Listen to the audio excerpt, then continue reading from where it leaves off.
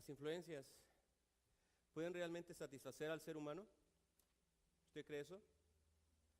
¿Puede este mundo y sus placeres, todo lo que nos da, tal vez fama, tal vez placeres, tal vez poder, realmente apaciguar lo que el ser humano trae dentro de sí? ¿Puede, si acaso, tal vez una religión satisfacer al ser humano? ¿Puede una religión realmente traernos paz? ¿Puede traer una religión aplacar nuestra conciencia?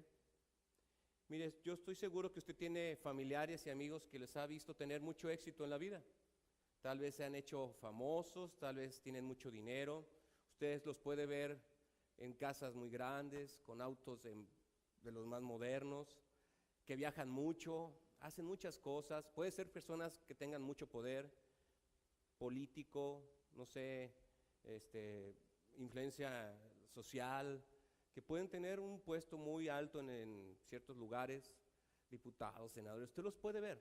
Yo creo que todos conocemos, aunque sea medianamente, gente así, gente que tiene poder, gente que tiene dinero, gente que tiene prestigio, que sobresale en la sociedad. Pero estoy seguro que también usted conoce mucha gente de esa que no puede estar en paz, que a pesar de todo lo que Dios les pone, porque es pues Dios les da, porque todo es de Dios, al final de cuentas todo es de Dios. Estas personas, todo lo que tienen, al final de cuentas, todo proviene de Dios y no les puede saciar sus corazones. Ustedes los ven con vidas destrozadas, familias destrozadas, los puede ver amargados, tristes. Y ese es un tipo de personas, porque hay otras que tienen la capacidad de que esas cosas por lo menos les permitan reflejar ante la sociedad un estado de tranquilidad. Yo cuando voy a las plazas me pregunto, bueno, ¿cuánta de esta gente que se ve tan feliz realmente entiende que todo lo que tenga, todo el placer que le pueda dar el mundo, todas esas cosas, las cajas llenas de ropa o de zapatos, o los coches o los viajes, se darán cuenta que esas cosas van a desaparecer, que nada se van a llevar y que al final lo único que importa es lo que puedas llevar hacia allá. Y Dios lo único que nos permite llevar hacia allá es a Cristo y todo aquello que hayamos hecho a favor del Evangelio. El Señor lo dijo así: haced tesoros en el cielo, porque aquellos son los que cuentan. Todo lo que usted haga aquí, si no es a favor de Cristo y su Evangelio, va a desaparecer. Sus coches, sus viajes, sus casas, su prestigio, su poder, lo va a meter el Señor en un horno y va a decir, esto no sirve de nada. Por el contrario, creer en Cristo, vivir una vida santa, servirle, dar su vida en favor de otros, eso va a soportar el fuego, va a soportar la prueba de ese fuego. Por eso es que es tan triste la condición de muchas personas que usted les ve medianamente felices. En Eclesiastés 2:1 y 11 dice lo siguiente: dije yo en mi corazón, ven ahora, te probaré con alegría y gozarás de bienes, mas he aquí, esto también era vanidad. Significa que los bienes, y estamos hablando de Salomón, el hombre que tuvo, yo creo, más dinero y más cosas de la antigüedad, un rey lleno de opulencia, de oro, de plata, joyas, de reconocimiento, dijo, ¿saben qué? Esto es vanidad. Y en el 11 dice, miré yo luego todas las obras que habían hecho mis manos y el trabajo que tomé para hacerlas, y he aquí que era vanidad y aflicción de espíritu y sin provecho debajo del sol. Significa que lo que usted tenga y todo lo que usted ha invertido de su vida en su empresa, en sus negocios, en su posición, no va a servir de gran cosa, por no decir nada. Así que, aunque estas personas se alegren con todas esas cosas, la verdad es que están desesperadas, están necesitadas, están llenos por dentro de una falsa felicidad, que al final de cuentas solo va a redundar en tristeza. Ahora, en contraste con eso, está lo que Dios puede hacer por nosotros. Puede llenarnos, puede satisfacernos, puede darnos paz. Yo no sé usted cómo era antes de conocer a Cristo, pero lo que sí le puedo asegurar es que había algo que no estaba totalmente en su lugar. Porque es así que el mensaje de Cristo llegó a nuestros corazones. Cuando Él puso el dedo sobre la llaga y dijo, ¿sabes qué? Tú puedes tener mucho dinero, muchas cosas, pero a final de cuentas, te falto yo. Ese es el gran mensaje del Evangelio. Y cómo la gracia de Dios puede vencer esas murallas que a veces uno construye. Hay hombres y mujeres que se satisfacen con las religiones, con la psicología, con saber mucho, pero a final de cuentas no les va a servir de nada. La historia que hoy vamos a estudiar en las Escrituras es la historia de un hombre que tal vez para muchos de su época hubiese sido un hombre que tenía mediano éxito, un hombre que tenía dinero, que tenía cierto reconocimiento, que era influyente, pero a la vez era despreciado por las gentes que le rodeaban. La historia de hoy es la historia de la gracia de Dios, que escandaliza a las personas. Hubo gentes que se escandalizaron de ver cómo la gracia de Dios alcanzaba a un hombre como estos. Y el punto que yo quiero que hoy usted analice es cómo él estuvo dispuesto a seguir a Jesús a un alto costo. Y la pregunta es para nosotros, ¿cómo estamos dispuestos a seguir a Cristo? Vamos a orar. Señor, te queremos dar gracias porque tu palabra nos alumbra, nos enseña, nos muestra el verdadero camino, no a esa felicidad pasajera que el mundo vende, sino al gozo, sino a la plena satisfacción de tener comunión contigo. Te suplico, Señor, que lo que hoy estudiemos sea realmente de provecho a nuestras almas, a nuestra mente, a nuestros corazones, y que pueda ser un parteaguas entre lo que hemos vivido y lo que está por vivir nosotros en este mundo, de manera de prepararnos al momento en que te veamos cara a cara. Ayúdanos, por favor, Señor, suplicándotelo todo en el nombre de Cristo Jesús. Amén. Muy bien, lo primero es el llamamiento que escandalizó. Dice aquí que después de volver a salir al mar, él salió al mar y toda la gente venía a él y les enseñaba. Y al pasar vio a Leví, hijo de Alfeo, sentado al banco de los tributos públicos y le dijo, sígueme. Y levantándose, le siguió. Vamos a ver el contexto de este llamamiento. Dice aquí que después de que el Señor Jesucristo, y lo vimos la semana pasada, hace algo maravilloso, demuestra con poder que Él es Dios para perdonar pecados, ¿sí o no? Le dijo al paralítico, ¿sabes qué? Tus pecados son perdonados. Y todos dijeron, ¿quién es? Sobre todo los fariseos, ya saben cómo eran.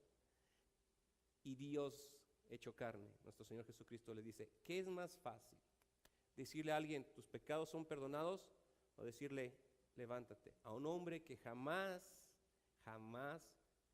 había podido ponerse de pie. Un paralítico, una persona que estaba totalmente postrada. Y al demostrar esto, entonces entendemos que Cristo sí es capaz de perdonar pecados. Ahora el siguiente punto sería, bueno, ¿y ese perdón de pecados hasta dónde alcanza? ¿Para quién es ese perdón de pecados? Y es lo que ahora Marcos nos enseña en este pasaje. Nos muestra aquí hasta dónde la gracia de Dios puede llegar en una persona.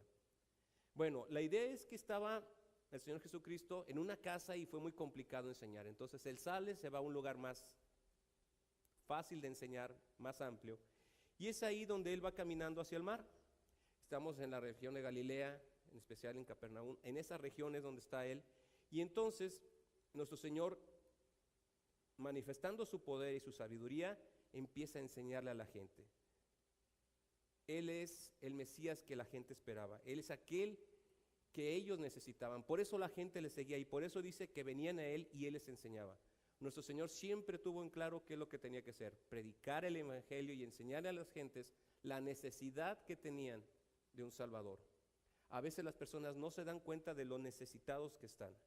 Y en este caso, Leví, Mateo, fue llamado por la gracia de Dios. Dice, y al pasar vio a Leví, hijo de Alfeo, sentado al banco de los tributos públicos.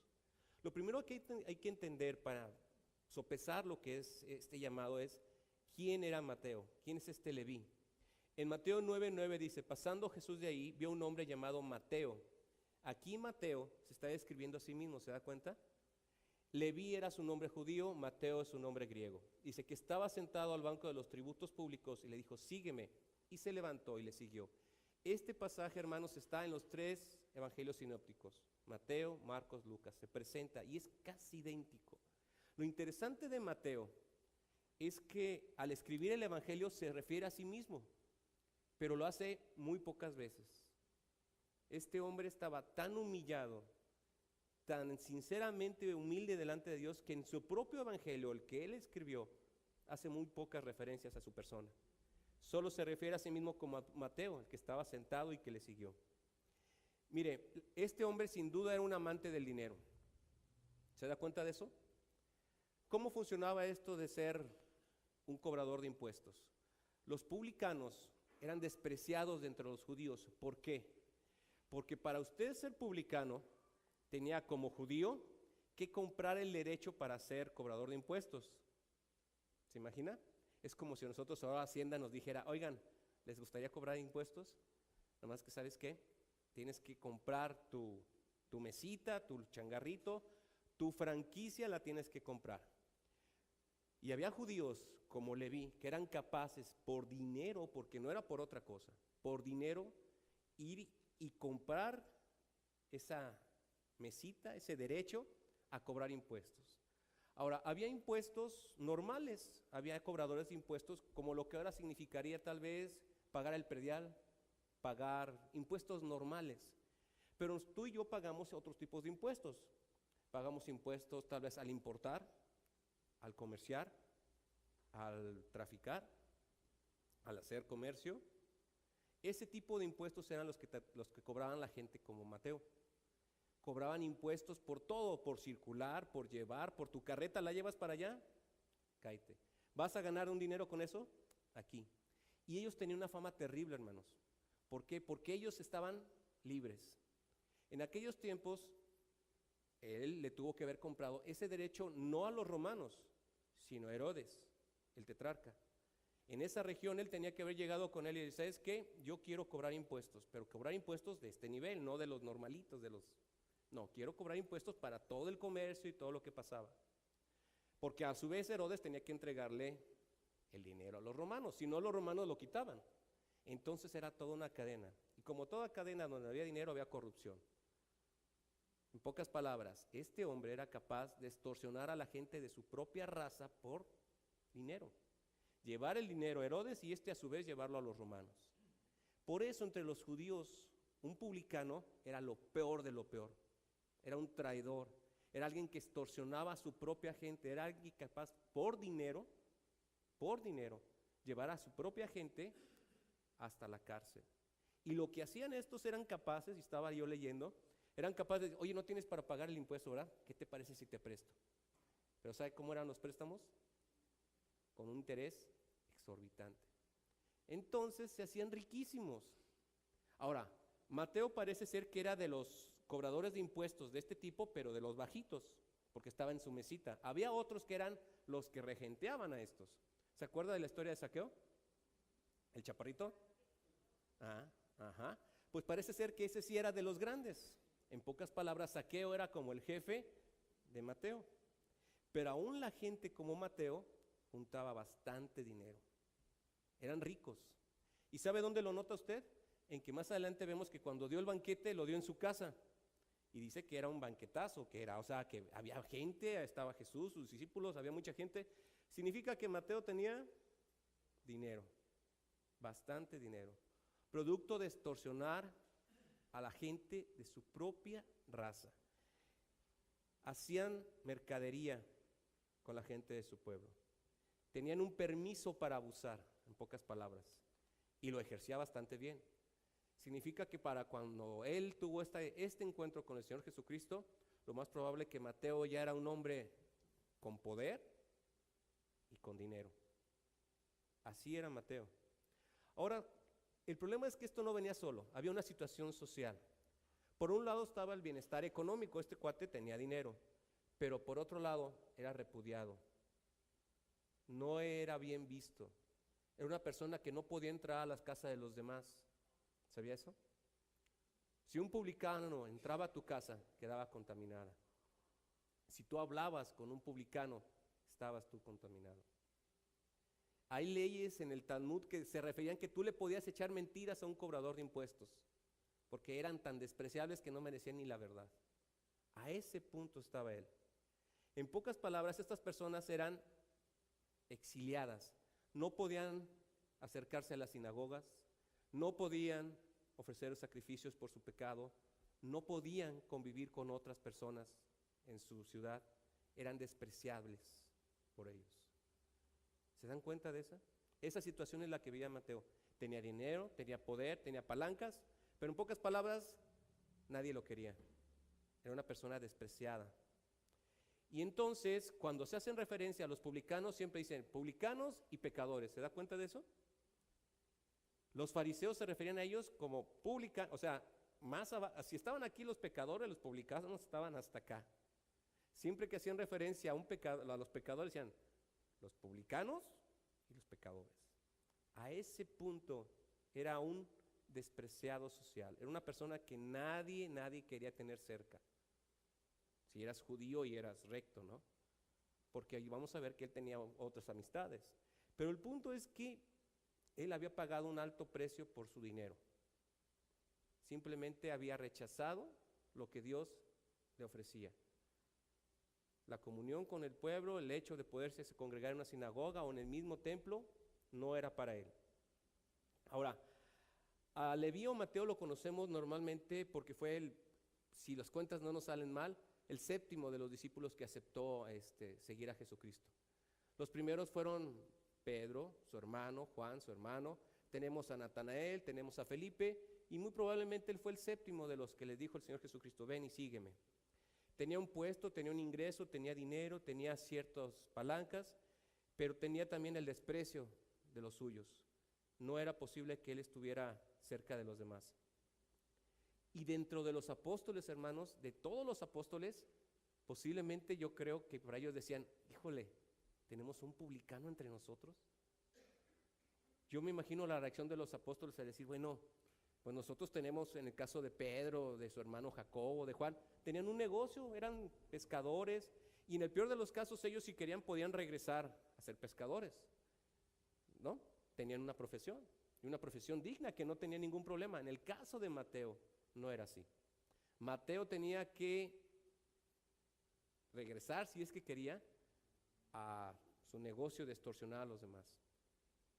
Y cuando él renunció a eso, estaba renunciando a su modus vivendi. Sí, ya una vez que siguió a Jesucristo, ya no había vuelta atrás. En todos los evangelios, las citas que se tienen del Antiguo Testamento, de los 4 evangelios, el que más citas del Antiguo Testamento, ¿sabe cuál es? Mateo. Significa que Mateo era un hombre que estaba bien instruido en el Antiguo Testamento. ¿Se da cuenta de eso?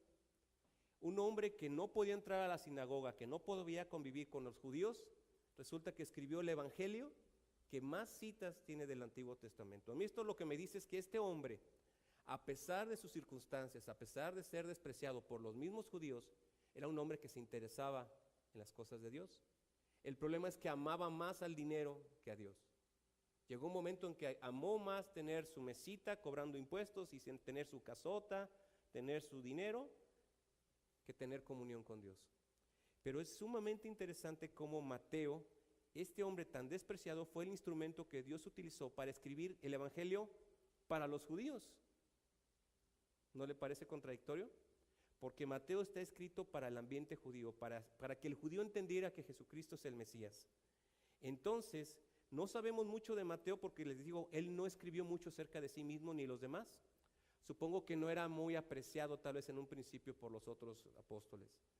Ha de haber sido complicado para los apóstoles tener a alguien que se dedicaba a cobrar impuestos, a un publicano entre ellos. Yo creo también que fue muy choqueante para los apóstoles ver al Señor Jesucristo decirle, sígueme. ¿Se imagina? Ahora, aquí nos dice que el Señor Jesucristo le vio. Dice, y vio a Leví sentado cobrando los impuestos. Aquí hay algo interesante, hermanos, y usted y yo lo hacemos. Siento decirle que sí. Nosotros solemos menospreciar a las personas por lo que vemos. y las llegamos a menospreciar, a veces hasta para compartir el Evangelio. ¿No le pasa? Si usted se cruza en la calle, tal vez con alguien que está drogado, alcoholizado, una prostituta, ¿usted le compartiría el Evangelio? Este hombre era lo peor de esa sociedad, lo peor. Y dice que Jesucristo lo vio, pero Jesucristo vio más allá de lo que los otros veían, más de lo que veían los escribas, los fariseos, hasta los mismos discípulos. ¿Qué fue lo que vio Cristo? Yo creo que él vio una oveja perdida.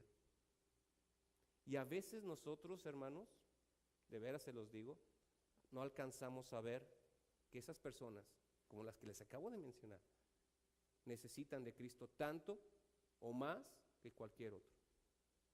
Y a veces la misma iglesia, nosotros solemos, ahora que se está dando esta cuestión de los matrimonios homosexuales y todo este asunto, hay iglesias que en verdad pareciera que no quieren tocar el tema, que no queremos saber nada de eso. Quisiéramos aislarnos, ¿no? Vivir en nuestro mundo aquí y no darnos cuenta de que hay gente que necesita el Evangelio. El Señor Jesucristo, cuando pasó a un ladito de Mateo, vio a Mateo, pero vio algo que los demás no habían visto. Estaba viendo a un hombre con dinero, con poder, pero miserable. A un hombre que necesitaba conocer de Dios, que necesitaba realmente tener comunión con Dios. Y nosotros como iglesia de Jesucristo haríamos bien en no menospreciar, porque a veces decimos en nuestros corazones, fulano ni me va a hacer caso, es muy necio, es muy dado a las palabrotas, yo con el fulano no quiero ni platicar. Y yo les digo, entonces, ¿cómo vamos a compartir el Evangelio con las personas si dentro de nuestros corazones ya tenemos un prejuicio desde antes? A mí me ha pasado. Yo lo confieso, lo he hecho. Digo, ¿sabes qué? Es muy complicado, es muy difícil. Esta persona tiene una vida desastrosa. Y en lugar de buscar compartir, prefiere uno ir a aislarse.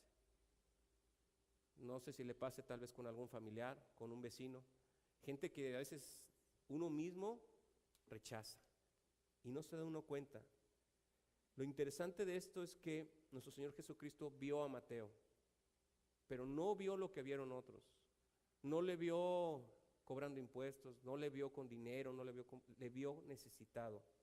Como en algún momento Él te vio a ti y me vio a mí. Así de sencillo. La gracia de Dios llegó a la vida de Mateo de una manera increíble. Dice en 1 Corintios 1, 27, 28, sino que lo necio del mundo escogió Dios para avergonzar a los sabios, y lo débil del mundo escogió Dios para avergonzar a lo fuerte, y lo vil del mundo y lo menospreciado escogió Dios, y lo que no es para deshacer lo que es. Mateo necesitaba de un buen pastor, necesitaba de alguien que se apiadara de él. A veces nosotros, hermanos, no nos apiadamos de las personas que están a nuestro alrededor. Y bueno, en ese contexto, en un hombre necesitado, en un hombre que quería conocer, yo me imagino que Mateo había escuchado muchas cosas de Jesucristo ya para entonces. Ya había escuchado, ya sabía, yo creo que el rumor o el hecho ese de haber levantado al paralítico ya había llegado a los oídos de Mateo. Por lo tanto, cuando él ve venir al Señor Jesucristo, yo creo que Mateo dice, no, ni me va a voltear a ver. Si los fariseos, si los escribas ni siquiera quieren hablarle, ni voltearme a ver, ¿cómo Cristo, cómo Jesús, cómo el que se dice que es el Mesías, me va a hablar? ¿Cómo me va a voltear a ver? Él estaba en su mesa, yo supongo que venía una multitud detrás de Jesucristo, lo ve pasar, y a lo más que aspiraba tal vez Mateo es a cruzar una mirada con él. Y de repente cruzándose, le dijo, sígueme. Y levantándose, le siguió. Yo no sé si usted recuerda cómo fue su conversión o el día que usted conoció a Cristo. ¿Lo recuerda? Pero yo le puedo asegurar algo. Si cuando estemos en la gloria platicamos con Mateo, Le digo, le podemos decir, oye Mateo, ¿te acuerdas cuando el Señor Jesucristo te dijo, sígueme? Le aseguro que le va a decir, me acuerdo perfectamente cómo pasó. Así como lo escribí ahí, así sucedió. Yo era un hombre despreciado, un hombre que nadie me quería, un hombre que era marcado por la sociedad como alguien miserable. Y de repente un día Jesucristo se cruzó y me dijo, sígueme. No era concebible para aquellos publicanos que los fariseos o alguien les compartiera la palabra. No era concebible que alguien así les tomara un poquito de atención. Y de repente este hombre recibió el llamado de Jesucristo y le dijo, ¿sabes qué? Sígueme. Y lo que es muy conmovedor, por lo menos para mí lo es que Mateo no se la pensó. No se la pensó 2 veces. No sé si usted fue de los que le tuvieron que compartir el evangelio 20, 30 veces y después de una de esas le cayó el 20. Pero este hombre estaba tan necesitado y quería tanto tener comunión con Cristo que en cuanto le dijo se levantó. ¿Se acuerda del joven rico? ¿Qué fue lo que dijo el joven rico? Señor, yo he cumplido todo, ¿no? Yo soy de los top. ¿Y qué le dijo el Señor? Una cosa nada más. Agarra tu changarrito, tus cosas, véndelo. ¿Y qué hizo aquel? Se puso triste. Y se dice que, y ya nunca más se le menciona. Se dio la vuelta y dijo, ¿saben qué? Tocaron lo que no debieron de haber tocado. El Señor le puso el dedo en la llaga y él dijo, ¿sabes qué? No, esto no. ¿Ve la diferencia? Mientras que el joven rico fácilmente le dijo a Jesucristo, ¿sabes qué? Gracias, muy amable, pero pues no. Mateo lo único que dice la escritura es que se levantó y lo dejó. Su mesita, su changarrito, me imagino, lo dejó. No se la pensó. Insisto, no sé si usted se acuerda de cuando conoció a Cristo, pero es maravilloso cómo Dios opera en el corazón del ser humano. En mi caso fueron semanas y meses de estarle dando vueltas a la idea. Este hombre estaba tan preparado ya en su corazón, Dios había trabajado tanto en su corazón, que cuando vio a Cristo y le dijo, ven, ni siquiera se la pensó. Él ya había vivido muchos años de vacío, de odio, de rechazo. Y Mateo hizo algo que nosotros bien deberíamos de aprender. Mateo cambió esa mesa de madera por una cruz. Mateo cambió su mesa de madera por una cruz. A eso le llamó el Señor Jesucristo. Y lo hizo sin temor y sin dudas. Este es el ejemplo de alguien que realmente quiere servir, amar y conocer a Dios. De todos los apóstoles, hermanos, de todos los que vamos a conocer y estudiar, ni uno solo dejó más cosas que este hombre. Era el que tenía más dinero, el que tenía más poder, el que tenía la capacidad de hacer más cosas, y fue el que lo dejó así. Lucas 9:62 dice, y Jesús le dijo, ninguno que poniendo su mano en el arado mira hacia atrás es apto para el reino de Dios. Si tú o yo, cuando recibimos a Cristo, seguimos pensando en lo de atrás, seguimos amando lo que teníamos, seguimos pensando que lo que estamos dejando es demasiado bueno como para dejarlo, no somos aptos para el reino de Dios. Por lo tanto, todo aquel que quiera servir a Dios tiene que tomar una decisión. O ama como el joven rico el dinero y lo de atrás, o es como Mateo que agarra su mesita y dice, ¿sabes qué? Prefiero una cruz que mi mesa de madera. Al final de cuentas, toda persona a la que se le presenta el evangelio tiene esas 2 decisiones. O eres como el joven rico que ama aquello, o eres como Mateo que está dispuesto a agarrar todo y cambiarlo. Este hombre escribió un evangelio y ¿sabe qué? Casi ni hace mención de sí mismo. La tradición, ¿sabe lo que dice de él? Que sirvió, ministró, ayudó, compartió el evangelio en Jerusalén y a otros judíos fuera de Jerusalén, y que después de un tiempo murió como mártir. ¿Sabe cómo? Quemado. Eso es lo que dice la tradición. No lo tenemos en las escrituras. Pero lo que hizo este hombre fue cambiar dinero, posición, prestigio, digo, entre los ámbitos de poder, porque el pueblo no lo quería, pero cambió eso por una hoguera y por una cruz. La pregunta es, ¿nosotros qué estamos dispuestos a dejar? Después de esto dice ahí en Mateo 2:15, aconteció que estando Jesús a la mesa en casa de él, muchos publicanos y pecadores estaban también a la mesa juntamente con Jesús y sus discípulos, porque había muchos que le habían seguido. Se fija, se fueron a la casa de Leví. ¿Qué fue lo primero que hizo Mateo? ¿Saben qué, señores? Vamos a mi casa, les voy a traer a todos mis conocidos, por lo menos a los que sí me hablan, y quiero que conozcan a Jesús. Fue lo primero que hizo Mateo. Él entendió que lo que le acababa de pasar era lo que todos ellos necesitaban. Hermanos, a veces nosotros tenemos miedo de compartirle hasta a nuestros propios familiares y amigos. No vaya a ser que digan que nosotros somos aleluyas, somos muy religiosos, ya no nos van a invitar a ninguna comida, no podemos estar con los demás. Y preferimos, miren, no, es que no es el momento. No, es que no vaya a ser que se enoje. Tú sabes cómo es fulano, es bien necio. Si le empiezas a platicar, mira, se va a armar a la gorda. Pues Mateo lo primero que hizo, ¿saben qué dijo? A ver, Señor, ¿sabes qué? Aquí está mi casa cerquita. Ahorita armo, vas a ver, tú nomás entra a mi casa. Para este hombre que era tan rechazado, a decirle a Jesús, ¿sabes qué? Ven, entra a mi casa, era una cosa maravillosa, hermanos. Maravillosa.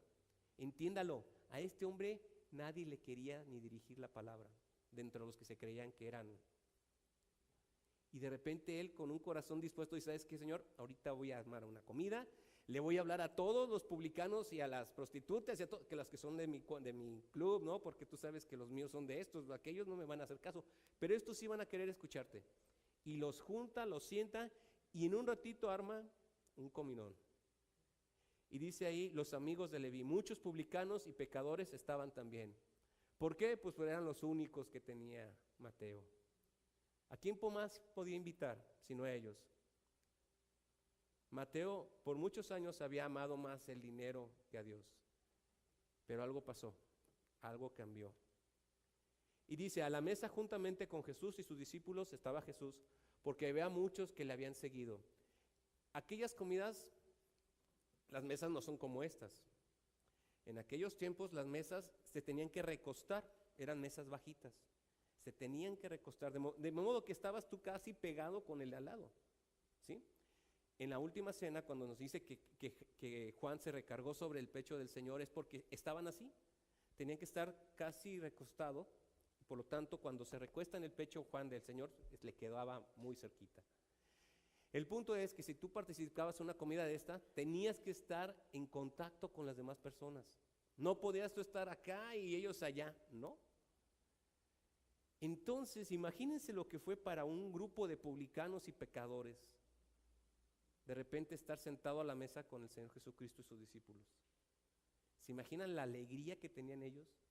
Porque por fin alguien se animaba a acercarse a ellos y compartirle la palabra de Dios. Pero siempre hay quien se escandaliza, ¿no? Y ahí está en el 16. Y los escribas y los fariseos, viéndole comer con los publicanos y con los pecadores, dijeron a los discípulos, ¿qué es esto? ¿Que él come y bebe con los publicanos y pecadores?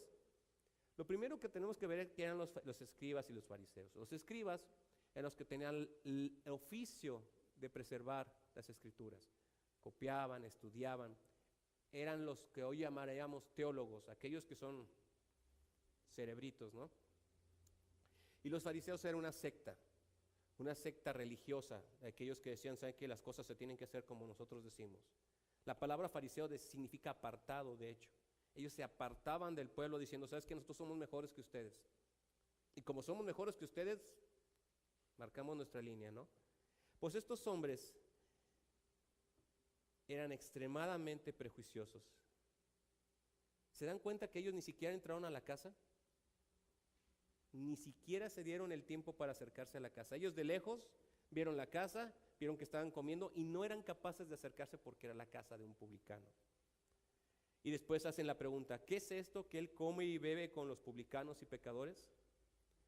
Eran tan cobardes, hermanos, que ni siquiera se lo preguntaron a Jesucristo. ¿Se dan cuenta? Le dicen a los discípulos, oye, ¿por qué tu maestro anda comiendo con ellos? Eran tan cobardes, tan poco hombres, que preferían decírselo a los discípulos que decírselo directamente a Jesucristo. Así eran ellos.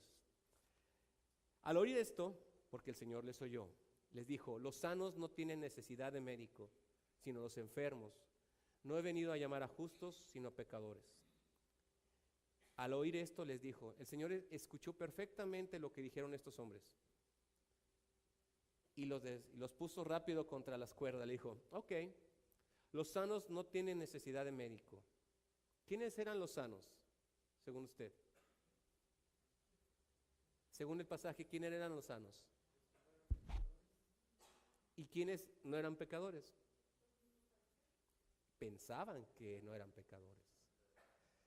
Entonces el problema radica en cómo te ves. ¿Estás de acuerdo? El gran problema de nosotros al compartir el Evangelio, hermanos, y se los digo de corazón y ojalá lo entiendan, es que nosotros luego les queremos decir a las personas, aquí está, es salvo, es gratis. Y es un terrible error. Lo primero que debemos de entender es que nadie va a venir a Cristo si no entiende su condición real. Nadie. Por eso tú y yo, si fuimos de esos que tardamos mucho en venir a Cristo, nos tardamos meses. Porque seguíamos pensando que éramos buenos. Yo recuerdo que a mí la persona que me compartió me dijo, ¿por qué vas a ir al cielo? Porque me dijo, ¿vas a ir al cielo? Sí, yo le dije que sí. ¿Por qué? Pues no mato, regularmente no robo. Y según yo, en mi lógica religiosa tradicional, había hecho más cosas buenas que malas. La famosa pesa esa, ¿no? Entonces el problema aquí es cómo nos vemos. Estos hombres se veían como buenos, como sanos, como no necesitados. Y en cambio veían a los publicanos como lo peor. Y cuando vieron a Cristo que Él estaba dispuesto a entrar en una casa de publicanos, sentarse y comer y convivir con ellos, platicar, decir sus cosas, les entró un odio a Cristo.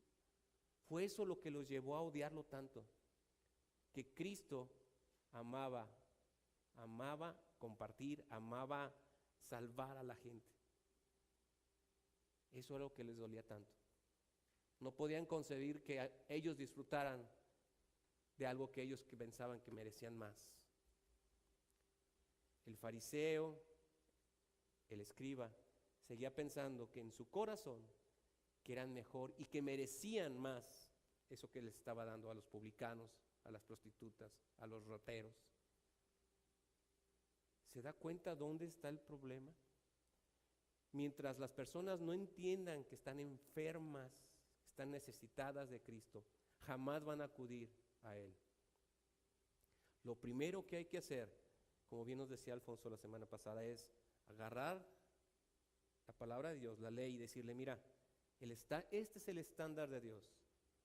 No mentirás, no robarás, no codiciarás, no dirás falso testimonio, honrarás a tu padre y a tu madre. Todas estas cosas, lo único que revelan es tu condición miserable delante de Dios. El joven rico pensaba que él cumplía con ellas. Sin embargo, amaba algo más que a Dios. Ni el primero lo alcanzó a cubrir, pero él pensaba que sí. Hermanos, cuando compartan el Evangelio, háganle ver primeramente a las personas que están en una condición desamparada, que no tienen otro destino, si no es que se acuden a Cristo, que el infierno, y que por lo tanto necesitan de un Salvador, que no son suficientemente buenos, que nada de lo que puedan hacer en sus vidas va a satisfacer a Dios. Nada. No importa lo que hagas, no podrás satisfacer a Dios por ti mismo. Se necesita la obra perfecta de Dios hecho carne para poder satisfacer a Dios. Entonces, aquí ve a un grupo de sanos y el Señor les dice, ustedes no tienen necesidad de mí, pero los enfermos, los publicanos, los pecadores, los rateros, los drogadictos, los rateros de cuello, ¿qué? Los políticos, todas esas personas necesitan entender que realmente ellos son los que necesitan un Salvador y que son a los que Cristo llama si es que reconocen su condición. No he venido a llamar a justos, sino a pecadores.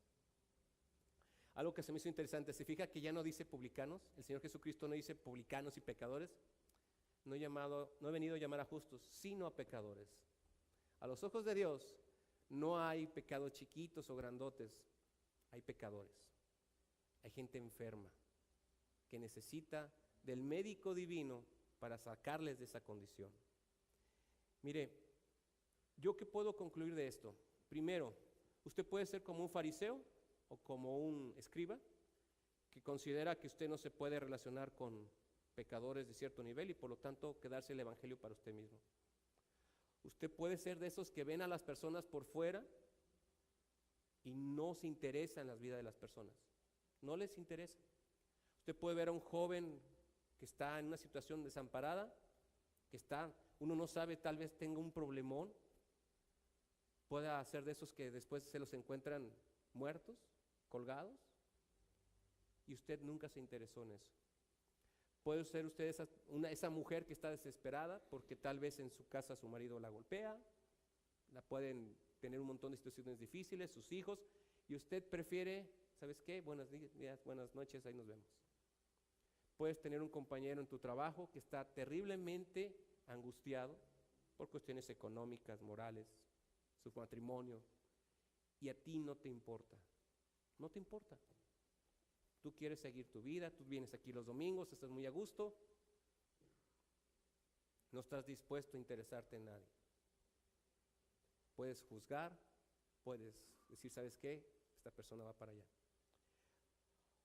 Otros, puedes tú ser como Mateo, de esos que Cristo ya llamó, pero eres de los que no estás dispuesto a dejar la mesita, la quieres cargar.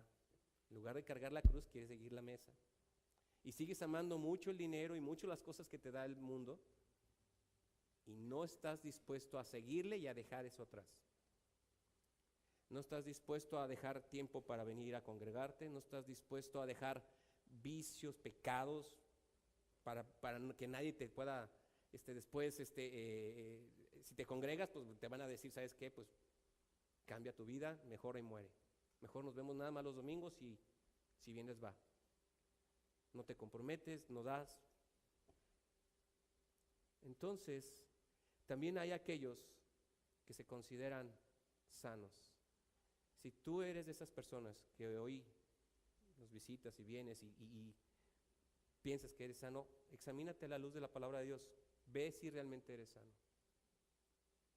Y entiende que Jesucristo vino a llamar a pecadores, gente como nosotros.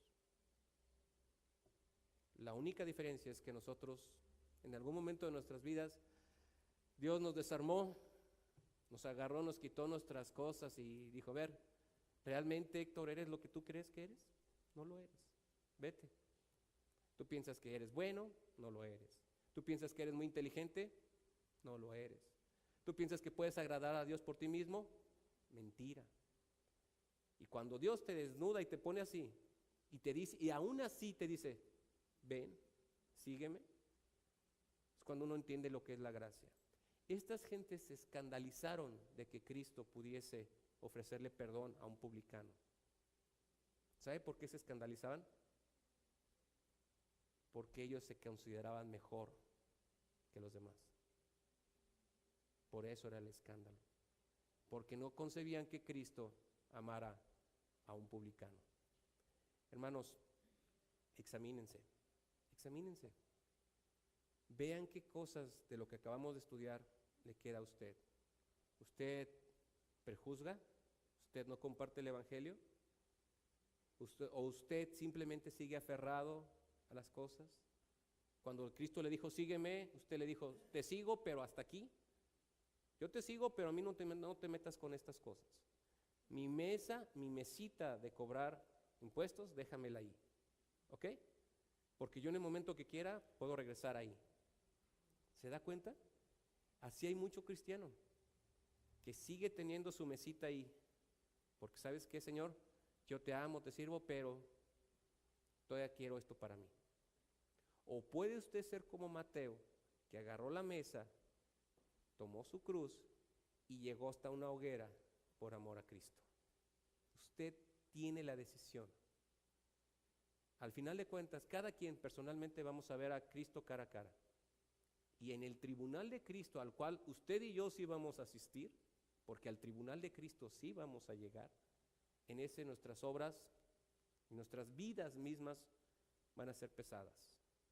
Usted sabe qué quiere usted recibir de su Señor. Eso es personal. Yo lo único que le puedo decir que Mateo, seguro que cuando vio a su Señor allá en la gloria dijo, qué bueno que cambié mi mesita por la cruz. ¿Qué va a hacer usted? Vamos a orar. Dios, ante todo la gloria y la honra a ti, Señor. Ante todo, darte las gracias porque todos, Señor, todos necesitábamos de ti. Y hay muchos que todavía siguen necesitando de ti. Y nosotros, Señor, a pesar de que somos ya ahora hijos tuyos, seguimos necesitando que nos recuerdes de dónde nos tomaste, Señor. No éramos nada especial.